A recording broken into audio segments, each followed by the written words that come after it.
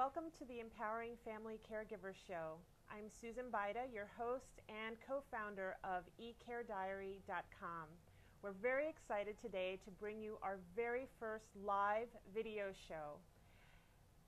November is National Family Caregivers Month as well as National Alzheimer's Disease Awareness Month, and we are very excited to have as our very first guest Gary Glazner.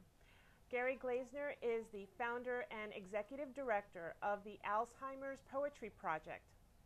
The Alzheimer's Poetry Project received the National Endowment for the Arts listing as a best practice, and he's been featured also on NBC's Today Show and NPR's All Things Considered. The Alzheimer's Poetry Project has held programming in over 20 states and served over 10,000 people living with dementia. The project has also published two books for caregivers, which I'm thrilled about, Sparking Memories, the Alzheimer's Poetry Project Anthology, as well as a Spanish version called Nútreme Hoy. Both books feature poems as well as tips on how to help caregivers better communicate with their loved ones who are afflicted with Alzheimer's disease. Gary Glazner's Alzheimer's Poetry Project is online at www.alzpoetry.com, www.alzpoetry.com. Gary, thank you for joining us today. Thank you. It's great to be here. And there's so many things I want to talk to you about, and I think what you've done is so inspiring and I think also so helpful to many families out there. Tell us, how did you get started using poetry with people living with Alzheimer's disease? Well, I should first say that I was a florist for 18 years, but I always wanted to do something more masculine, so I became a poet. And so in 1997, I got a small grant from Poets and Writers magazine, and they had opened an office in Northern California, and I chose to work in an adult daycare center for people living with Alzheimer's disease and related dementia. I didn't have any particular knowledge of the field, and no instruction on what to do, just use poetry. And so I hit on the idea of using classic poems that they might have learned as kids. And the moment of inspiration for me, the story that I love to tell, is there was a man in the group. His head was down, he wasn't participating, his eyes were closed, and I would have said he was completely unaware of his surroundings. And I said the Longfellow poem, I shot an arrow in the air, and his eyes popped open, and he said, it fell to earth, I know not where.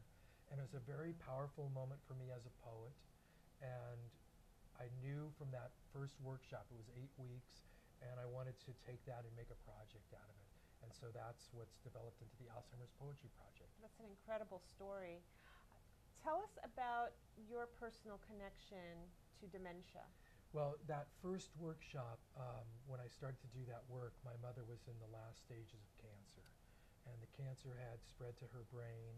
And so although she didn't have dementia or Alzheimer's, she had behavior that was similar. She had memory loss and issues around that. And so there was a day that my father called me and he said, your mom's really upset, she's agitated, can you come over and help? And she's asking for cherry ice cream. And so I went and got some cherry ice cream, and I went over to my dad, and I still remember the moment. I looked back in the car, and I had the poems with me from the project, the books that I was using. And I looked back, and I just thought, I'm going to bring them in and try them with her and see what happens. And so I brought them in, and my mom and dad were childhood sweethearts. And she had teased him when they were kids with, can you bake a cherry pie, Billy boy? His name is Billy. And so I started to say that to her. And she started to do these little hand motions and get very playful. Can you bake a cherry pie, Billy boy, Billy boy? And it was a real last moment of clarity and of humor. And again, it reinforced for me how powerful these poems could be. Absolutely. It's like it reaches back in time to some joyful period in their lives. And yeah, it connects them to that. And one of the things that for me as a poet that's come out of the project is it's influenced my own work. And so I've started to write poems about my experience. And one of them is called We Are Forget. It's written in the voices of some of the people that I've had the pleasure of working with. We are the words we have forgotten. We are shifting and pacing. We wrote this poem. It's a pretty poem. Can you bake a cherry pie? Nevermore, nevermore. We have no horizon. We don't recall washing or eating or what you just said. Ask me my name. Ask me if I have children. You are my daughter, light washing over us, moment, moment. We have no horizon. We don't recall washing or eating or what you just said. Put me to bed clean. Brush my hair. Give me a kiss. Our handwriting is beautiful, twists and loops of letters. We can't remember our hands. Our ears are wishful. We can't remember our ears. We speak every language. We can't remember our mouths. We are the past. We are porous. We are forget. Oh my goodness, that I have chills on my skin. That was Oh, beautiful. Thank you. Thanks. Thank you so much for sharing that. Thank you. The wow, I want to ask you now. The Alzheimer's Poetry Project is now working in several languages, which I'm thrilled about. My family is Spanish, and I was pleased to see that you have a Spanish version of your Sparking Memories book. Tell us about your work in several languages.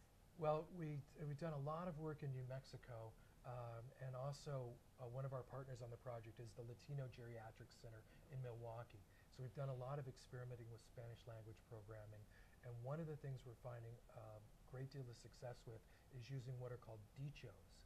And dichos are proverbs or wisdom sayings. To me as a poet, dichos feel like haiku.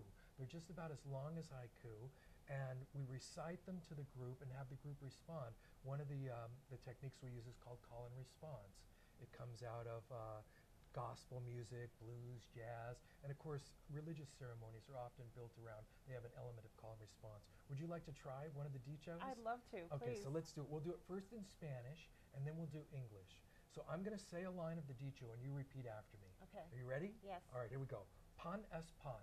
Pan es pan. Queso es queso. Queso es queso. No hay amor No hay amor si no hay un beso. si no hay un beso. Bread is bread. Bread is bread. Cheese is cheese. Cheese is cheese. If you don't kiss me, If you don't kiss me, there is no love. there is no love. So we'll perform that back and forth with the group, and then we ask an open-ended question around the poem, and we create a poem. And so one of the poems that we've gotten using that one is, we ask the people, describe your first kiss. And so we get all kinds of wonderful answers. One woman said, oh, my first boyfriend, we just held hands, we never even kissed.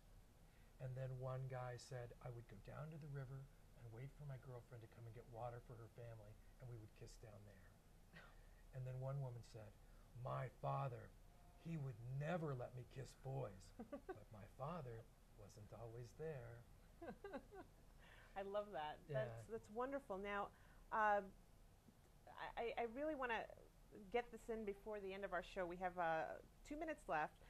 This year, the Alzheimer's Poetry Project was funded by the U.S. Embassy in Berlin for a pilot project on the expansion of the Alzheimer's Poetry Project. Yeah, we worked in Germany this year, and we had 500 people participate, about 150 people with dementia, and students and healthcare workers and family members, and it was great. And the number one rhyme that all Germans know is called Allgemeine Inchen, and it's sung to the tune of I'm a Little Teapot. So it goes, Allgemeine Inchen, swimming up the sea, and basically what it says is, all my little ducks are swimming on the lake. The head goes down to fishing, the butt goes in the air. And that's it. That's the whole thing.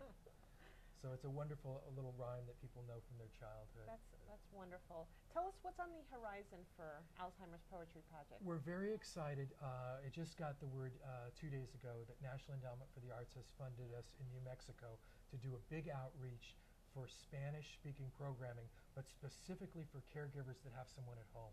So we're going to be working to develop programming for people to use in their home with their loved one. Wonderful. I'm so excited for you and so excited for the families out there who have the opportunity to be exposed to this. Tell us, where can families learn about you and the Alzheimer's Poetry Project, and where can they find your books? They can find the books on the website at alzpoetry.com, and I'll be happy to do that. And to check in with us, because we're going to be developing a lot of materials and stuff for family members. This is wonderful. Thank you, Gary, for joining us today and for being our first live guest. Thank you. It's been great to be here.